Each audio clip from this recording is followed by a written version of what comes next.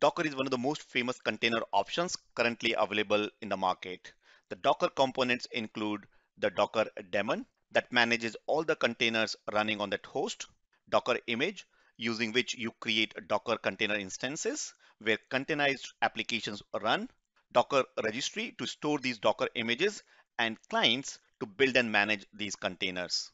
You should also be familiar with storage and networking in Docker containers. And we recommend 11 hands-on lab that you must perform to learn Docker containers like experts. So what are these 11 guides that you must perform? We're going to look at all this in today's episode. Welcome to part 2 of 5-part video series on Docker and Kubernetes with me, Atul Kumar from team Keton Academy, where we help you in journey to cloud and cloud native applications like Docker and Kubernetes. So in part 1 of this series, our Docker and Kubernetes expert Mamta covered how containers are different from virtual machines and how multiple Docker containers running on the same operating system provide isolation and resource limit using namespace and control group. So that episode is available on ketonacademy.com/docker12. So let's continue from part 1, and in this episode she will first begin with Docker architecture, its components, images, registry, and clients. She will then move on to explaining what are the different container lifecycle, and then she will discuss about the storage options as well as networking options available. And then moving to the next topic about the automating Docker image creation using Dockerfile and version controlling these Docker files. And we finally wrap up all the hands-on lab that you must perform in order to learn Docker and Kubernetes. So in Docker, there are 11 labs and another 22 labs we recommend for Kubernetes in our Docker and Kubernetes training. So let's see what she has to say. Let's understand what exactly is Docker, right? We understood what is containerization, and now let's understand Docker. Docker is a containerization technology. It helps us in attaining good facilities like developing, shipping, quicker way of doing. It's one of the DevOps tools, and DevOps says a quicker time to market, a shorter time to market, right? Docker brings that, and because we are not dependent on the underlying operating system, it's providing a very less friction in shipping the codes and all. And that is the reason it is one of the best environments to develop, test, and even deploy. Let's see the architecture. So it is like a client server architecture over here. We would have a client from wherein you can run the Docker commands. We would have the host, which is actually running the Docker daemon, the Docker which we had seen in the previous slides, the containerization platform. That is the one which is called as the Docker host. It's running like a daemon, and we can create containers, and Docker daemon helps us perform everything, building the containers, building images, running the containers, and managing the complete life cycle in a standalone machine. But if anything happens to the containers, restarting and all those facilities are not there. And when we are talking about Docker containers, we can't leave images. How without a operating system image, you can't boot a virtual machine. Same way, if you don't have a Docker container image, you can't boot a Docker container. So image is one of the basic building blocks of that. So when we are saying that we are spinning up a container, how we have a template or an operating system to spin up a virtual machine, our image of a container would be a thin layer of operating system plus the application. For example, if I have an Ubuntu thin layer, it would be 30 MB in size. It's not full bulky operating system. And on top of it, I have the Apache web server running, and it together would be consuming things in MBs. Okay, so that was the images. Let's see how the life cycle revolves around the containers. I can create a container and it gets created. Immediately it goes to the running state, and I can directly run a container without creating it with the Docker run command as well.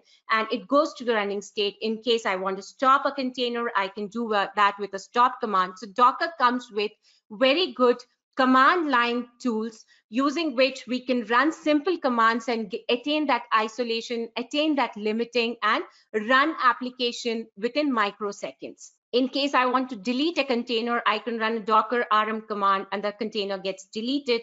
In case I don't want to delete, I want to start a stopped container, I can do that and go back to the running state. If a container is running, imagine container is just like a process, right? An application process running inside that. You can pause them, you can unpause those as well and come back to running state. And in case you have created and you want to still go ahead and delete it, you can run the rm command and you can delete the containers. So this way you can manage the complete life cycle. I'm coming up with an application on top of an operating system, but the difference here, it's not a full-fledged operating system. It is only a thin layer of operating system which is needed for my application to boot. So if I take a Ubuntu image, I don't even have Vim, I don't even have Ping, I don't even have any application. I have to do an apt-get update and then get those applications or software packages inside that. Let's see, when virtual machines are running, obviously to reach them, we need IP addresses. Same for the Docker also, we would be needing IP addresses to reach them, right? So there are different types of networking which are possible in Docker. But when the Docker container or Docker daemon is installed in a machine, it comes up with a default bridge, which is called as the bridge network, the Docker 0. It's named as Docker 0. So this is a machine. It could be a virtual machine in the cloud on which you are running Docker, or it could be a physical server. A lot of people are asking, where can I run it? You can run it anywhere, starting from a bad. It needs an operating system below it. So you can run it on a physical server or a cloud as well. So you install a containerization platform like Docker. It automatically creates a bridge. And when you are launching containers, it would be created on that bridge. And this bridge has an external connectivity using the ETH0, the NIC interface of that server itself. And if I'm launching any application, it gets the IP address of the range of that particular bridge. And these IP addresses are dynamic IP addresses. They are private IP addresses. And if case they want to talk to each other on the same bridge, they can happily do that within the system, within the server. They can do that. And if they want to expose a port for the external connectivity, that also is possible. Port number 80 on the application can be bound to port number 5000 on the host. So whenever the packet comes on port number 5000 on the host, it gets directed to port 80 on that particular application. So here it is the translation NAT happening, network address translation, from the public IP address of the machine to the private IP address of the container over here. Coming to the storage part, so we saw a little bit of networking. I'm not going into deep, but just bringing up all the building blocks. We saw the networking part. We are getting an IP address. Let's understand how is the storage in it. Docker containers have few drawbacks. They don't have a static IP address. They don't have a persistent memory, and we would be covering that over here. So Docker containers base layer with which it comes up. Imagine that you're bringing up a virtual machine, you come with a image, and that image is a read-only image, right? You can't make changes to that. Same way, the read-only image with which the container comes up is the lower layer, and the top layer is the read-write layer on which you can write it. You are able to write on that layer, but that layer is pretty thin. How much you ask for, that much gets allocated. And when containers are starting, they would get both the layers, but the writable layer is ephemeral layer. It will not retain the things. So as soon as you make changes to your container, you take a snapshot and you prepare an image out of it, out of the running container. It's exactly the same mapping towards virtual machine. If I make changes to my virtual machine, I take a snapshot and have the latest image. Here also you will have to do that. But we can provide persistency to our application. How in virtual machines we are mounting disks, same way you can mount a path in the host on which the Docker is running inside the container, or you can have a volume, a network volume, which can be mounted inside the container. We discussed about images, we discussed about storage, we discussed about networking. So whenever a machine is running, we have the same things, right? If I have a virtual machine, I have a storage attached to it, I have an image with which it starts, I have a networking associated with it. So container is nothing much different than a virtual machine, but it is smaller in size, it is not bulkier, it is not associated to the underlying operating system, and that's the biggest advantage. What advantage do I get if I'm not tied up to the operating system? I don't have the dependencies in the environment variable tied up. If I capture the image of a container, I have all the dependencies involved or captured in it in the snapshot itself. If I talk about virtual machine, when I was with Alcatel-Lucent long time back working on telecom, I used to face hell lot of issues when I used to provide the images to the testers and they used to say, Mamta, it's not working as expected in our QA environment or the regression environment, right? Because the dependencies are not captured. So we can automate the image creation because that's one of the biggest thing using Dockerfile. We write a script and that helps us creating the images and deploy the container, and we can version control these Docker files so that we can have different versions of the images and we can keep a log of what was the changes done in it. So Dockerfile is the method with which you can automate the image creation process. So let's understand, in case we want to learn Docker, what exactly we have to learn. We have to learn how to install Docker. We have to learn how to work with containers, what are the commands are, how to create an image, how to delete an image, how to tag an image. Once containers are there, how the networking part to the neighboring container, what would be the IP address? Do I launch my container on the same bridge? Do I need a custom bridge? Or do I need a different type of networking altogether? There is host networking, non-networking. There are different types of networking.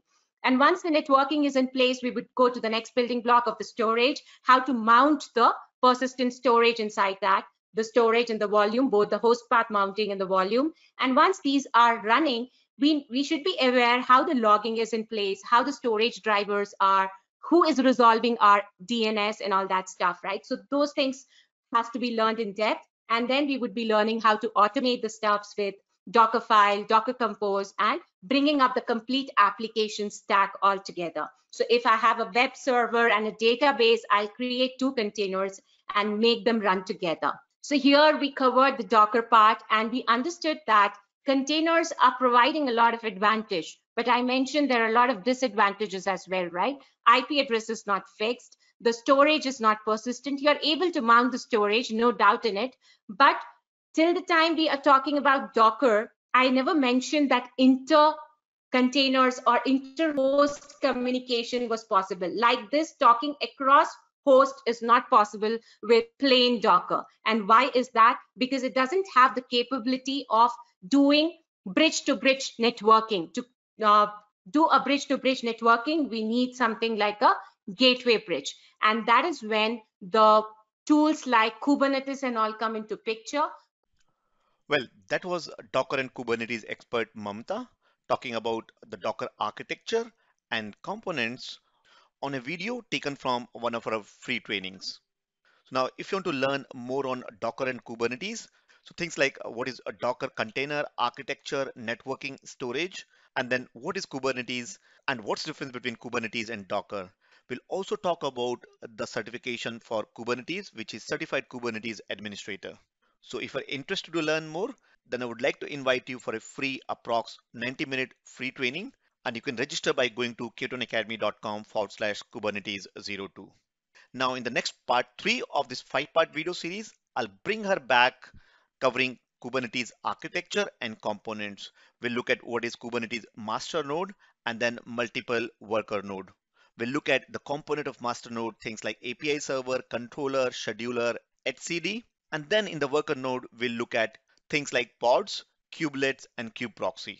So if you have not yet subscribed to our YouTube channel, then make sure you subscribe the YouTube channel by going to youtube.com/K2nacademy so that you get notification when we release this next video. Well, that's all from me, Atul, from team K2 Academy, where we help you in your journey to cloud and cloud native applications running on Docker and Kubernetes. I'll see you in next video.